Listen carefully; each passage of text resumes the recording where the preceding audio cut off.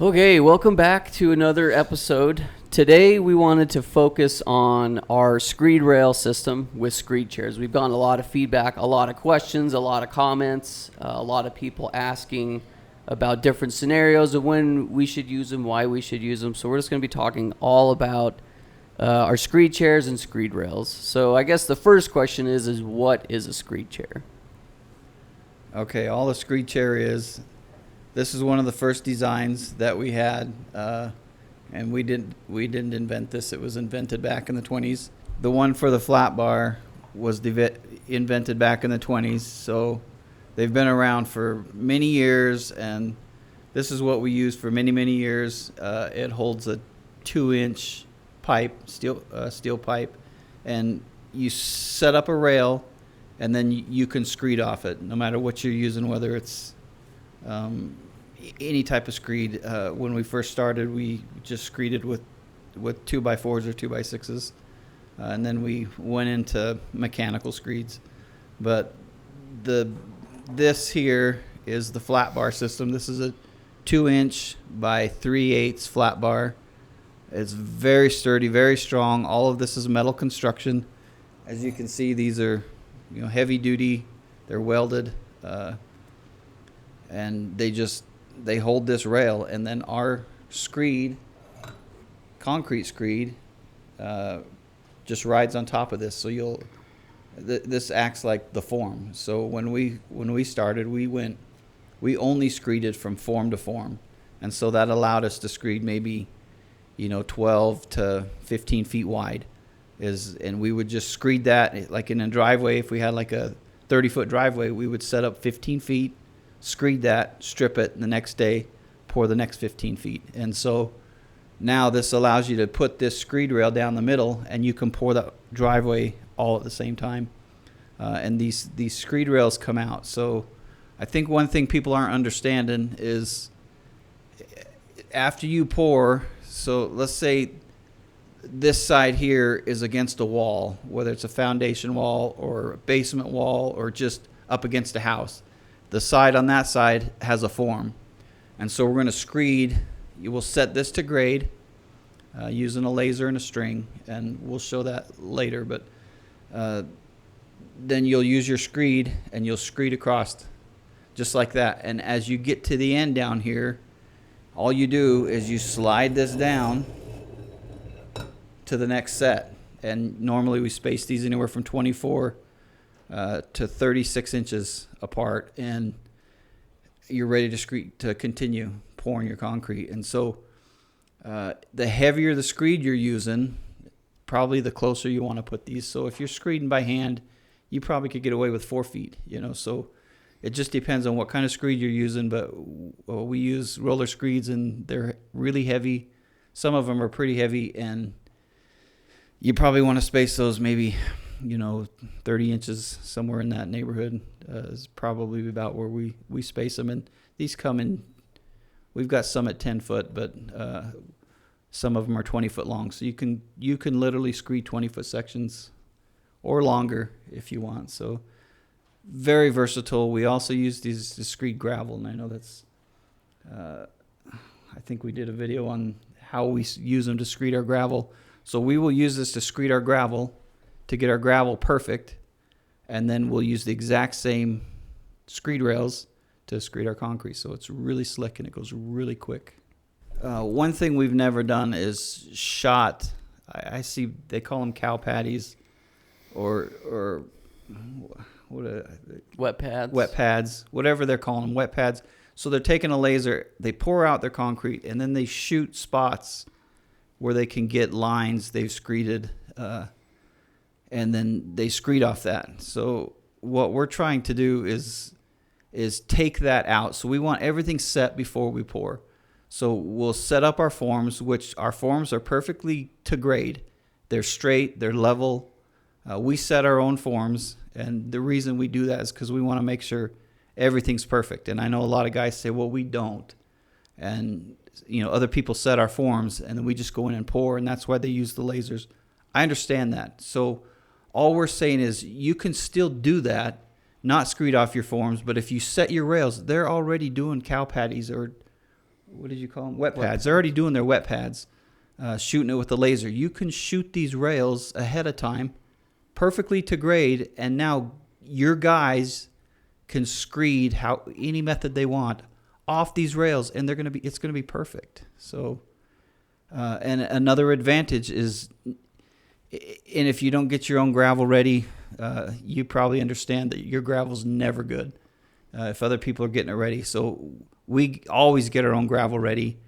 At least if we don't get it ready, we'll at least go through it before we pour to make sure that we don't have any humps, or to make sure it's not too low, because we usually pay for the concrete, and if it's low, that's coming right out of your pocket, and that's not your fault. So and if you start doing the numbers on low concrete, it could be, tens of thousands of dollars a year. And plus, if it's too high in some spots, and you only got like 2 inches of concrete there, well, after a week or two, it's going to crack right through there, and they're going to want you to tear it out. Yeah, that's also on your shoulders. So, if you're going to do it, it's best to do it exactly the way you say you're going to do it, especially if the homeowner, the city, or whoever's paying for that concrete wants 4 inches or 5 inches, make sure it is 4 or 5 inches, We've tore out a lot of concrete for that exact, and we see it. We've seen that exact thing is guys will eyeball their gravel, and it humps in the middle. And, if you're the general, or say you're the boss, you're the owner of that company that does the concrete, somebody comes in behind you and has to tear that out because it broke up. If you would get your gravel perfect, and we've seen this, there's another video we watched that the owner just happened to catch. It was right before they poured, and they had a hump in this garage floor, and they had to go in right before they poured and chop out all that gravel and get it down to grade. But they just did it with lasers, and they got a hump in the middle. And so what we want to do is get rid of all the variables, and this is the reason we like the screed rails, because we can set them up. Say you're doing a garage floor, and your foundation wall is above your floor level. There's nothing to screed off of. And so a lot of guys will just chalk lines, which we chalk our lines around the inside of the stem wall, and we'll pour to that. But we also set up screed rails so we can use our screeds, not only to set gravel, which we have videos on how you can set your gravel perfectly to grade, and then you can screed right off those same rails to screed your concrete. And it makes it's brainless, especially where like a lot of garage floors are sloped. And so you're getting out there shooting cow patties, especially on sloped concrete. You're having to adjust your laser, perfectly. So what happens if the very best guy's not there? We've had guys shoot lasers, and they did it wrong. They, instead of going down, they went up. Instead of going up, they went down. And so your grade is screwed up, but that's what you screed to. And a lot of guys, if they haven't been in the business for a long time, may not see that. And so especially the humps in the gravel, a lot of guys don't see that. They're just eyeballing it. And pretty much everybody we've worked behind that gets our gravel ready, if we're not doing it, it's not close. Yeah, it's off usually. Most of the time it's off. So we're usually, and a lot of times we'll say, just leave it a little low, and we'll finish the top. Yeah, and no matter how good you think your eyes are, we all have that crooked eye. Yeah. And well, it doesn't take that long either. Like going from start to finish with this, a lot of people say, well, I'll have the concrete screeded before you guys even set up your rails. Okay, well, we set our rails ahead of time. So when you're forming your concrete, we're setting our rails at the same time. When you're getting your gravel ready, we're setting our rails, and we're getting our gravel ready at the same time. So it takes no more time to set up the rails as it does for you to shoot your wet pads. And then when you shoot your wet pads, somebody steps in that on accident, steps on your wet pad. Now you're back doing it again. And so this way it's done ahead of time before you're ready to pour. And now you don't have to have the best guys doing any of this. Maybe your best guy's the guy out there setting up your level, setting your forms or your string line for your forms. You just set up a string line, same way you do a form, and you set your rails. And so you do this ahead of time. Everything's ready before you pour. And there's no variables. Nobody's screwing up. Nobody's humping the gravel. Nobody's You don't get any dips in your concrete because you're screeding off something solid. You maybe on this sloped driveway or sloped garage floor or anything, if it's sloped, what if you shot this one right, but this middle one you just went the wrong way? Say you're sloping a 1/4 inch per 10 feet or something, and you just shot this one the wrong way, and so now it goes down, but then it comes back up. Over 10 feet, you're not going to notice a 1/4 inch. It's going to be hard to catch that. If somebody doesn't catch it, most likely that's going to puddle and you're tearing it out. So these are the issues we want to get rid of, is because you can see over 10 feet, if you set a 20-foot rail and some of these are set so they slope down and slope back up, you're going to see that. And okay, I screwed up. Or you can sight that string line and you can see your dips in your string line. So we're just trying to eliminate the variables so you don't have to have the very most skilled laborers to pour your concrete. And that's the problem we've had over the years, is it's not finding them, it's keeping them. Yeah. So having skilled laborers is the problem. Keeping the skilled laborers is the problem. They go on their own, or they go somewhere else where they can make more money. Some of these huge companies, that maybe work on federal jobs or state jobs, and they get paid a lot more. I think that's the other thing too with these, is how versatile they are. A lot of comments we've got is, well, they're good for flat work, but you can't do slopes, which just isn't true. No, this is more perfect for slopes. So you can use these to pour valleys. Say you have a big valley, something that's sloping, where you have a valley down the middle. You can set up your screed rails down the middle, and you can screed this side, then screed this side, and it'll give you a perfect valley. So, or just a slope in general. You set this up and you just screed off it. One thing we noticed is some of the guys, where they're having to hand screed, even when we have to hand screed, we'll pour our concrete wetter, So on slopes, you can't pour it that wet or it just runs. So you got to pour it drier. And if you're hand screeding on a slope, it's definitely tougher, but at least there's no variables as far as nobody's making mistakes. You can catch the mistakes before the concrete's there. That's kind of what we're looking at. But one good advantage is getting your gravel ready. You can. So I know we have lots of videos of that being done. But if you've got a 20-foot, say you're pouring a 30-foot driveway in front of a house, you have your forms on the outside, and then you can run a screed rail right down the middle, and now you can pour one side, jump over and pour the other side. And I know there's some of the issues that have come up is, well, this isn't allowing your concrete to mesh together. So if you can pour it quick enough, it meshes together. It's no different than the exact same thing these guys are doing. They'll pour a little section, and then they'll jump over and pour another little section. You're doing the same thing. You pour your 20-foot section, pull your screed rail down. You'd pour the two 20-foot sections, then pull your screed rail down. And then if you're worried about the concrete meshing together, you can always, walk out there, push it all together, and come back with some sort of rake or something to get it. But we've never had that issue. So we don't have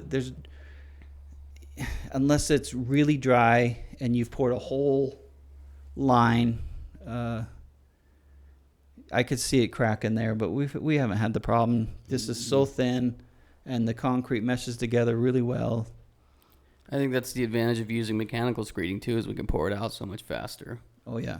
So we don't have to worry about that. Yeah. So we mostly use a roller screed, and a lot of times we'll use a vibrating screed too. But the thing I like about the roller screed over the vibrating screed is the roller screed leaves the rocks in the top. The vibrating screed can vibrate your rocks down, so it weakens your top layer. And there's a lot of controversy over that too, but that's kind of the theory is, in the roller screed, we've heard the complaints, it tears your top up. It's a lot harder to float. We're floating right behind the roller screed. Yeah. So we don't have any issues with the top being too rough. You can get it at least it's perfectly flat. You can get it pretty smooth.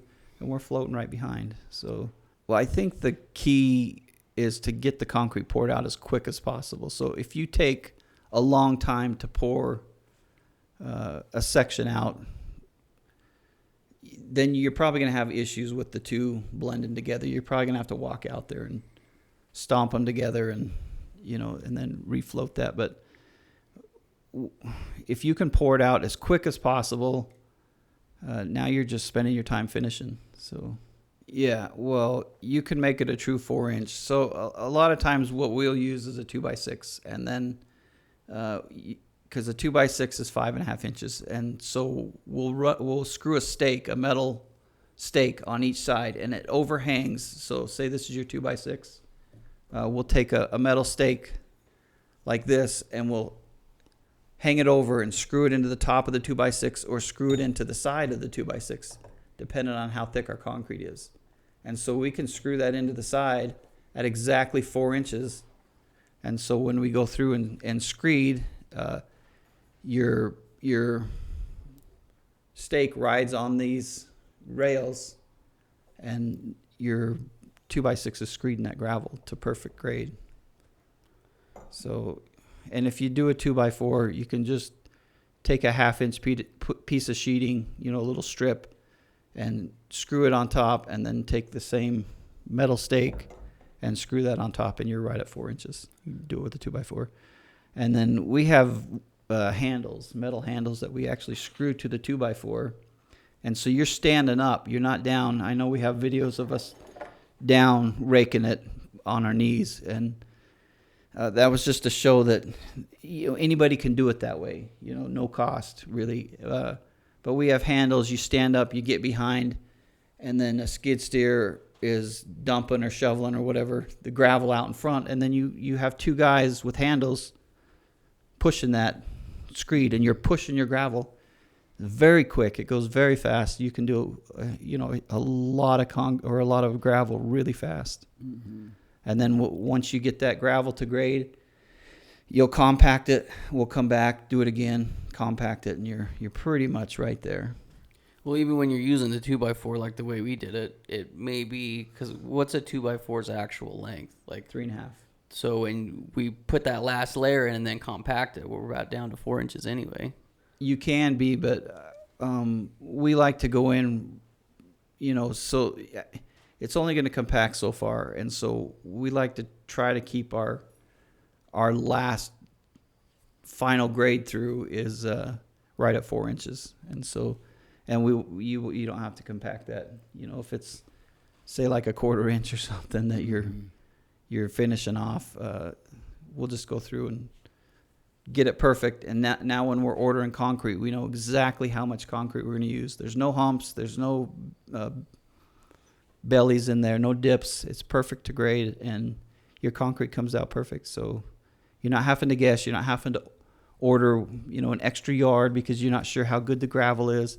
If you start calculating how much extra concrete you're throwing away because you didn't take 2 minutes, 3 minutes to run through your grade real quick, I mean, you could be throwing away tens of thousands of dollars of concrete a year, tens of thousands. So we would do a lot of sidewalks, and there's sometimes we wouldn't go through and do the gravel if we were in a crunch, and if you're doing a 5 foot sidewalk, and you're normally getting 180 feet per truck, and then all of a sudden now you're only getting 160 feet per truck, and you're doing thousands and thousands of feet of concrete. Just that little bit, it may be down a 1/2 inch is all. Yeah. Just that little bit is costing you thousands and thousands of dollars over the course of that job. So it doesn't take that long to get your gravel perfect. And I think that's something people need to start looking at, is instead of just getting out there with, your little rakes and string line and eyeballing it or shooting it every so often with a laser, you're getting a lot of humps, a lot of valleys, and your concrete, just isn't getting it that flat. And so this way, or your gravel's just not getting flat, and this way it gets your gravel perfect. So we've been doing it for a long time this way. Yeah. And gravel's a lot cheaper than concrete. Yeah. Oh, for sure. So what are some different scenarios then that you can use screed chairs in a screed rail system? Like, let's say you're pouring a basement. So you have, your basement walls, and there's no forms down there that you can screed off of. And I know a lot of guys say we never screed off our forms. Well, we only screed off our forms. We set our forms to grade. We mostly use metal forms, but if you do use wood, we're not picking up warped, crappy wood. We want it perfect. We want it set right to our string line. Mm-hmm. And so, we set our string lines to grade, and then we'll set our forms to those string lines. And then so we'll screed off our forms. But let's say down in the basement, you don't have any forms. You can set these rails up any way you want. And now you're screeding right off the rails. We'll still chalk our lines around the outside, and we'll get, use a float and tamp it into our line. But the screed rails just make it makes it easy to set your gravel. It makes it easy to screed off of. And these don't stay in. You pull them out as you go. So these can stay in, so and what we always say is if you can get to them, pull them out, wash them off, and reuse them. Yeah. You can use them as many times as you want. So like down in the basement, if somebody's going to walk that wall, to get that perfect, they might as well pull these out, so. Yeah. But if you're not, and you're just floating over it, leave them in. They're not that expensive, but they're 100% reusable. And you can see right there how much concrete is above where they sit, because they sit below the concrete. Yeah, these will sit below grade. This is about 5/8 of an inch or 3/4 of an inch is what you have here, but you can use taller rails too. I mean, this is a 2-inch rail. You can use a 2.5. You can use a 3. This is just flat bar. You can buy this at any metal place. I think it's maybe $40 for a 20-foot stick, something like that. And it's 3/8, so it's very heavy duty. We still do, but these were 2-inch pipes that we would put on top of these screed chairs. And we still have pipes from probably 20 years ago. Yeah.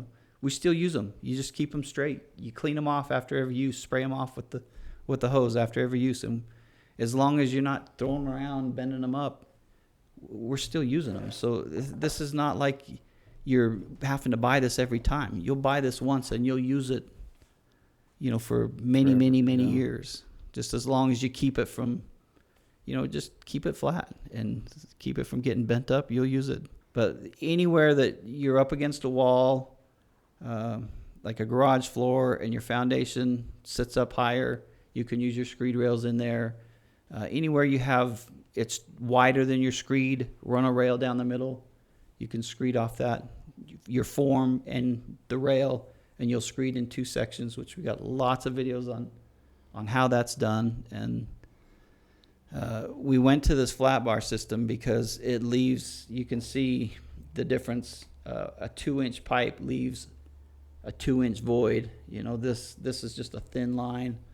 And if you're trying to get your concrete absolutely perfect, then you can throw a little concrete in that gap and pat it in, float it in. If it's a driveway, if it's something, we'll just go through and with our bowl float that in. It fills in nicely, and you never see it. So very quick, very easy. So I know some other comments we've got is some people, like when you've got a rebar mat and they want to be able to lift it up higher than where that bar currently sits. Okay, well, the theory, I think, behind the rebar mat is to get it centered in the concrete. Yeah. And so if you're pouring 4 inches of concrete, say your rebar mat's sitting on 2-inch screed chairs or 2-inch rebar chairs, then if you're using a 2-inch bar, it will dive down a little bit under this and then come back up. But we do have this, we call it the low profile. You can see it's a little bit shorter. And so you can use, instead of a 2-inch flat bar, you can use an 1.5-inch flat bar.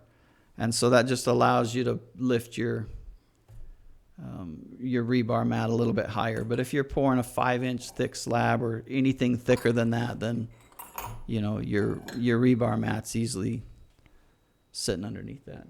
So, and depending on how thick you want, if you're worried about these screed chairs not being far enough below the concrete, you can use these with that. You can see you're an inch below the concrete, or you can even use a taller flat bar if you're worried about something like that. We've had no issues at all with these being left in the concrete that I've seen over many years. The other thing too is usually we have these just the rebars pounded into the gravel and then it just sits on the rebar. But here we've got some different examples of plates. Okay, well, let's talk about this pounded into the ground. We've heard a lot of these. So where we're at, most of the time nobody cares as long as the structural rebar, say in a footing, like we use this system to pour footings on anything that doesn't have a crawl space. So most of our residential stuff out here has crawl spaces, and so we'll dig the whole thing out and then we'll form our footings.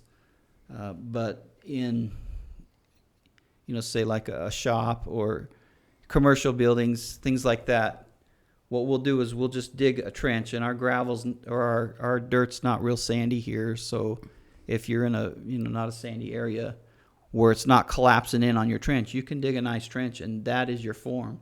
And then we'll set up screed rails inside there that we screed our footings off of. And as long as your rebar that's running in the footings is not attached to these uprights that are holding your screed chairs, then you don't have any issues of rust coming up and rusting your structural rebar. So what we'll do is we'll take a 1/2-inch rebar and cut it to whatever length, 18 inches to 2 feet, 3 feet, depending on how soft your soil is. But usually 18 inches we'll cut them to, and then you'll set your string lines to grade, to your concrete grade. You'll pound these down to your string line, and then you'll use this tool, which has got different markers on here. You just put it on top, say your string line's, at this level, and you'll just pound down until whichever marker you're using. These are for the different types of screed chairs. So for this one, you'd use the top, which is 2 inches. It's actually 2.5 inches to the top of the rebar. And so you'll pound that down. If this was your grade, you pound it down till you get to there, and then that's set. And you can do, huge rows very quick, just going right to your string line. Okay, so let's talk a little bit more about this. When you're taking and pounding your rebar down, we'll use metal rebar down into the ground. If you're going through a vapor barrier, like here, most places here around here will let us pound down through the vapor barrier.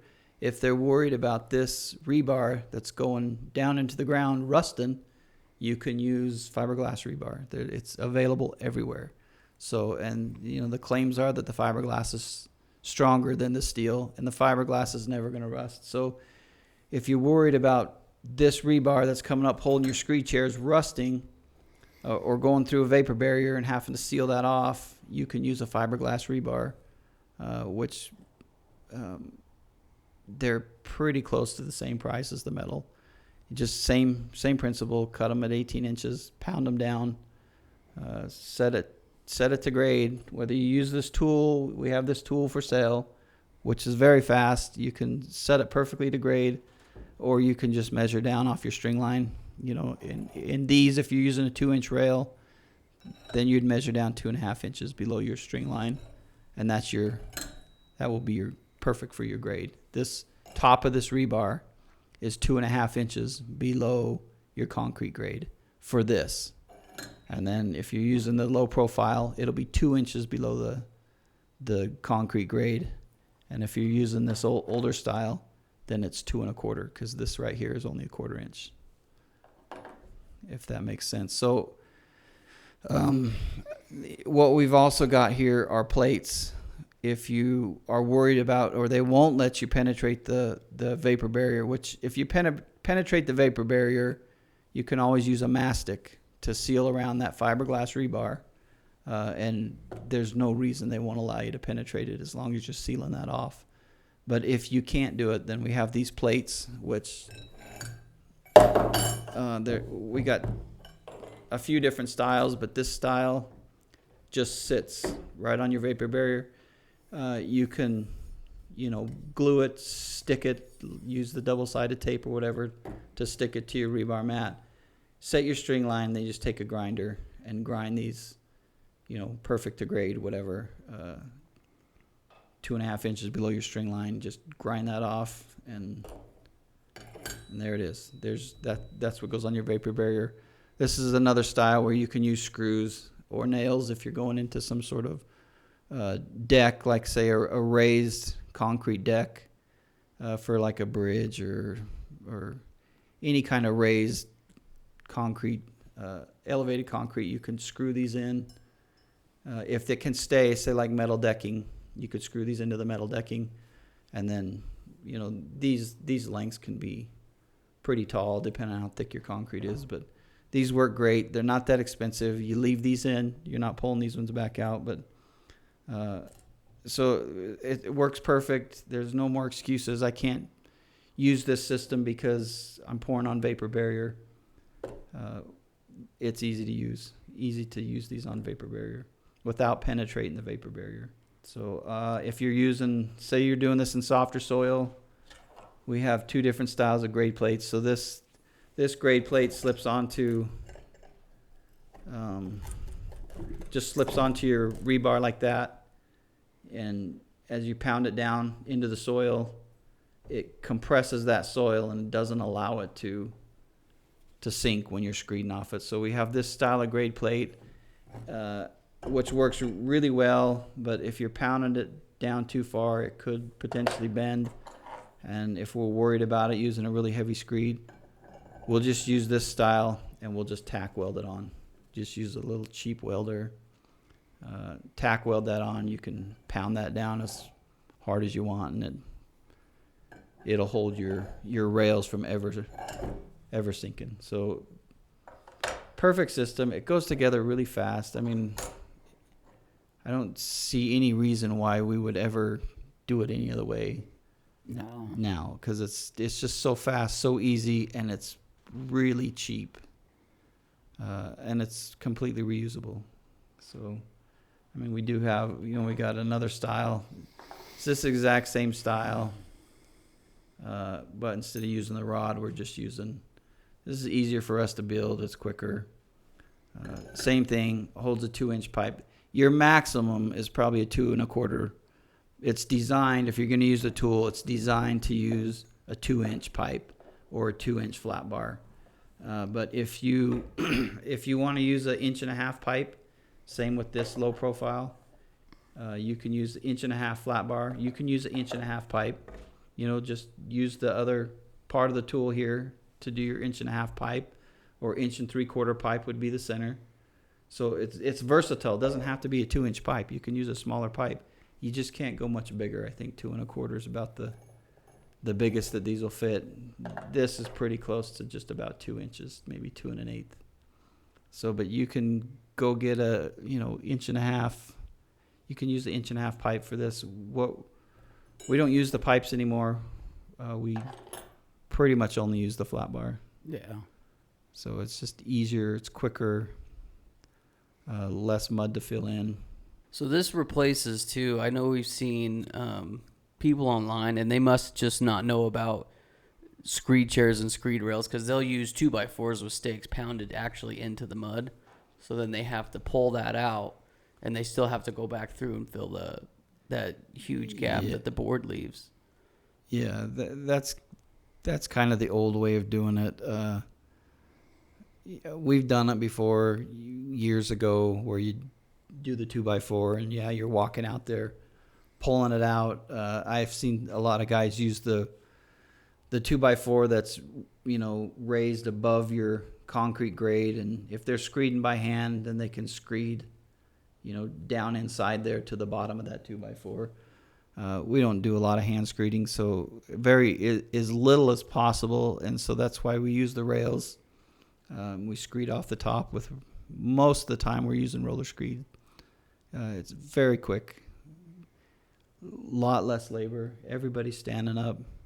You don't have, when the guys are hand screeding, you see how many guys out there, they're pretty much having to rake that. Perfect. Yeah, rake your concrete perfect before the guys will screed it. We don't care about that at all. Our roller screed will pull the concrete. You can literally pull piles and piles of concrete all the way down till it's, and if you stay with the truck, then you can watch videos of people doing it. You're pulling your concrete down with your roller screed, and pretty much your shovelers or rakers, we don't really use rakes that much.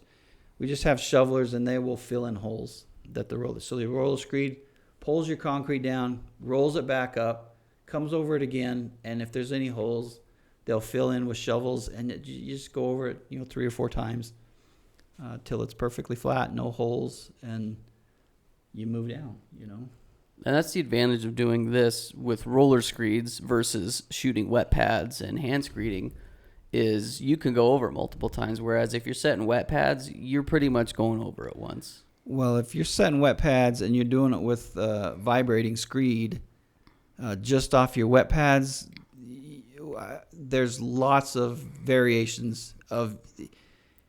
If you've never done it, the problem with the vibrating screed is if you're not moving at a steady pace, it can go like this, up and down, up and down, up and down.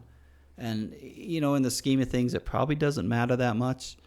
You can float all that out, but if you're trying to get the flattest surface possible, screeding off forms or screeding off rails, you're not making mistakes. There's no variables. You can go over as many times as you want, and you're never going to go down lower than that rail. So like a vibrating screed we use for sidewalks because it's very quick. It leaves the top smoother than a roller screed, and so we'll go over it a couple times. We'll screed from form to form with a vibrating screed. And if you watch any of the way we do it, we try to keep everybody out of the concrete. And I watch a lot of videos where everybody's in the concrete. Even if you're floating edges, they're inside the concrete floating the edges. We want to be outside the concrete. And if you watch a lot of us, most of us don't even wear boots. Maybe if somebody's has to be in the concrete, they'll wear boots. But even on our big pours, we try to keep our roller screeds right up with the truck or the pump, and you're not in the concrete that much. We try to be on the outside. Even when we're doing sidewalks, we'll be on the outside pushing the screed instead of inside pulling the screed. And it's the quickest, slickest way that you can do it. Nobody's in when we do sidewalks, nobody's in the concrete ever. Pretty much most of our pours, very few, even if we have 1 or 2 shovelers, they're usually not in the concrete. They're usually, out here as the truck pours, and then we just keep screeding with the roller with the truck, and all they're doing is throwing mud up to fill holes. And so if anybody's in the concrete, it might be 1 shoveler. So 1 guy on the crew's wearing boots. Yeah. Or possibly the guy maybe in the concrete that's pulling the other side of the roller screed. So he could be wearing boots too. But that's the goal, is get everybody out of the concrete, especially if you're using a wire mesh, which we don't use very often. We try to stick with rebar so you can walk in between the rebar. And I know guys say, well, you're not really smashing the mesh down because it gets rocks under there. Really depends on how wet your concrete is. But if you're out there, you're pulling your mesh up, and then all your screeders and shovelers and everybody's just walking. You got 5 guys out there screeding, shoveling, raking, walking all over your mesh. That mesh is going down to the bottom of your I don't know how many pads we've pulled out that are replaced, that the mesh is at the bottom. And we keep thinking, they didn't even pull it up, but in theory, if you're out there walking on it, it's going to the bottom, especially if your concrete's wet. That mesh is going all the way to the bottom. Why are you even putting it in, So we use mostly a rebar mat that you can walk in between. can put it up on rebar chairs. One of the other comments we got too, because we've talked about pouring basements, we've talked about pouring house slabs, bigger pads, lots of different scenarios where you can use these. But people have been asking if you can use them for pavers as well. Yeah, so I haven't done pavers, so but I watch how some of the guys are doing it. They'll actually take some sort of rail and get that to grade, a couple rails to grade, and then they screed their sand off those rails. You can do the same thing. Just set these, set them up 4 inches above your sand level, or 3.5 inches above your sand level, whatever you're going to screed with. If it's a 2x4, then just set your rail 3.5 inches. So this part is 3.5 inches above your sand level, and then you can just take a 2x4. It doesn't matter what width it is, and then just use that to screed your sand. Your sand will be perfectly to grade. You can set these at slopes. I'm not saying you have to have this level. You can set it at a slope. So I think for landscapers, this would be the quickest, easiest way. You just set up your string lines, set your rails to grade, and now you're screeding off those rails, screeding your sand off those rails, ready to set your pavers. So they're already setting something to screed their sand off. You're not just guessing on the sand. I don't think. Not that I've seen. Maybe some do, but and maybe it doesn't matter. But I think you could use these for pavers to set your sand or your grade. Same way we do gravel. You can do your subgrade for pavers. So I think it would work perfect. And I know there's some interest in the companies that sell, the paving equipment, the pavers, the tools for doing pavers. There's some interest in this system. I think they can see value to get their people using it. Yeah, definitely be quicker than eyeballing it. And definitely be way more accurate. Yeah, way more accurate. Well, and I think that's the whole goal with this system and why we use it is because it's fast, it's accurate, and anybody can do it. And I know a lot of people are like, well, we take pride in our screeding and being a finisher and a concrete man. And what we're saying is let's make it as easy as possible so anybody can do it. So you're not having to go out there and find the very best guys and trying to keep them. Well, I feel like we take pride in our work too, but we take pride in the finished product. To me, the screeding aspect of it is like our best guys are not down there screeding. We're trying to use our best guys to finish. We want them off the ground as much as possible. And so we try to use the younger guys, the guys that, less experience, stronger, maybe not so many years of injuries, or they're the guys that's screeding, and this takes all of the guesswork out of it. You're not having, like the wet pads, they're having their very best guy for many years. You see the top guys on their crew are the guys screeding. That needs to end. That is dinosaur. That is too old. It's slow. And yeah, they say, oh, we're really fast. But even if you did it at the same speed, but your guys were off the ground, they're not having to do this anymore. Most of them would be grateful to not have to be down there screeding. That it's hard. It's very hard work, very tiring. And I don't think we would be, if we had to do it that way, we would sub-concrete out. We wouldn't be doing it. We do it because it honestly is one of the easiest things, I feel. Yeah. But you know what? We tried to invest in the easiest forms possible. When we used to do basements, we had aluminum forms. They were 8 foot by 3 foot with fillers, but I mean, you could go in and set up a basement very, very quick. And so we tried over the years, we've tried to find the easiest way for your laborers to do this work and get the best results. And so some of this stuff we developed, some of this stuff other people developed.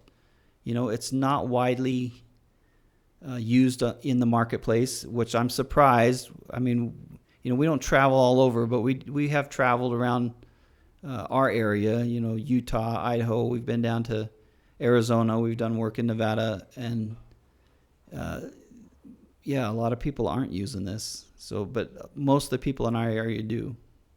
There are still some that do it the old way, and they probably won't ever change. So. Yeah.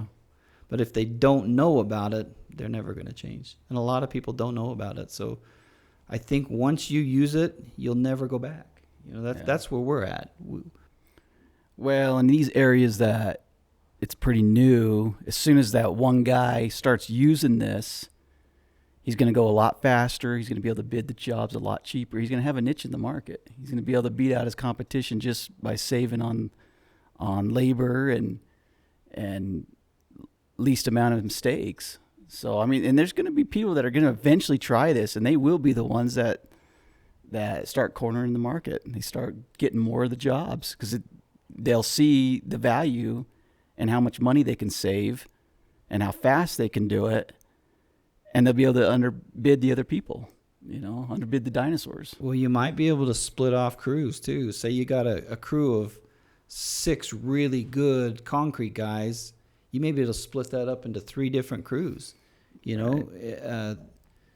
2 good guys with 2 newbies, 2 new guys that you can train, and maybe you can do 2 or 3 crews now with your 4 or 6 really good laborers, because you're taking all the variables out. Now you can use guys that they can't make mistakes. You can't screw up setting your gravel. Once these rails are set, this is where you can make your mistakes, is setting up your forms and setting up your rails. So have your good guys that know how to run the laser, know how to read the laser, know how to shoot grades. Have them set your rails, and then have your guys that aren't so experienced. They can go in and they can get the gravel ready and screed it. You cannot make mistakes. There's no mistakes once it's set to grade. And I think this is what we like, is now we're saying, I can go in, I can check the job before anything's done. I can check their gravel. I can see where it's at, I can check everything before we pour. And then once you can check it all, I'm not having to be out there doing all this, making sure everything's done right. I just have to make sure the rails are set, or make sure your forms are set right. And once that's done, the younger guys can do all that labor work and get it all ready. And then you don't have to worry about if I can't be there to pour, or nobody's making mistakes. You can't make mistakes. We're taking those variables out. This is why this system's so perfect. And there's other systems on the market too. I understand that, but we use heavy duty. Our stuff's metal. Most of the stuff's plastic. It's metal. It's reusable. You're gonna have a hard time breaking this stuff. You can use it forever. These I know some of the other systems use a aluminum thinner screed rail, and we have heavy screeds that would never work on that. It would just bend that aluminum. One of our screeds probably is 300 pounds. Mm-hmm. It's big and heavy, and we have no problem with it riding on these. So it works perfect. Screedchair.com is probably the easiest to remember. So it's either screedchair.com or screedchairs.com. Either way, take you to the same place. You can buy them there. They're for sale on Amazon and eBay under Screedchairs. If you just type in Screedchairs, go to Google, type in Screedchairs, you'll find them. You'll find us. So we have our own website, which we sell them cheaper on the website than you're going to buy from Amazon or eBay. Usually our shipping is very quick. We try to get them out the same day. All orders out the same day. There's a lot of products on there. We've got a lot of products we're developing that different types of screeds. We've got different handles that you can use for pushing screeds, for screeding your gravel. You'll find all this stuff at screedchairs.com, screedchair.com, or just Google it. Google Screedchairs and you'll find us. There's lots of products, lots of variations. We've tried to go through all the situations over the years that where we use these products, and we got lots of instructional videos. Lots more coming out. In our area right now is winter, And so, winter's coming to an end, and we're probably we've spent, 30 years not videoing anything. So, we're going to try to get more videos of how we use these and where we use these. We'll get those up on YouTube or wherever. I think we're on all the social media sites. Redline Manufacturing is the company, so should easily find us. We're getting into more and more stores. It's one thing we've been working on. I think earlier on our theory was we want to bypass the stores and just sell directly to the contractors, which we've done for years. And now that we're getting more and more response from this, a lot of people want to just be able to go down and buy it in their stores. And that's kind of been our goal now, is to try to hit some of the stores, get these into different areas where you can buy them. Well, I feel like roller screeds unless you can laser screed everything, which, to be honest, if you're not using that big of a laser screed, a roller screed is much faster. So we can go in with a 20, even just say a 20 foot, you're doing 20-foot sections. Those smaller laser screeds are doing 8-foot sections, and so for speed wise, roller screeds are really fast. And the reason we like them is because we can pour big strips at a time. We can pour a lot of concrete with the least amount of labor. Even them guys using the laser screeds, they still have a lot of rakers out there. We don't have the rakers. We don't have the guys out there trying to get your concrete perfect to grade so you can screed it with a vibrating screed or by hand. Our guys are 1 or 2 shovelers just filling in holes. That's about it. So you decrease your labor and you take the variables out. There's no you're not making the mistakes, which I think we've got lots of examples where, and I'm not saying we haven't done it too. We've made those same mistakes, and that's why we use this system, because we don't want the mistakes. And we're not the guys out there setting it up and doing all the hard work anymore. We're trying to, get this into the hands of the younger generation. That's the goal anyway.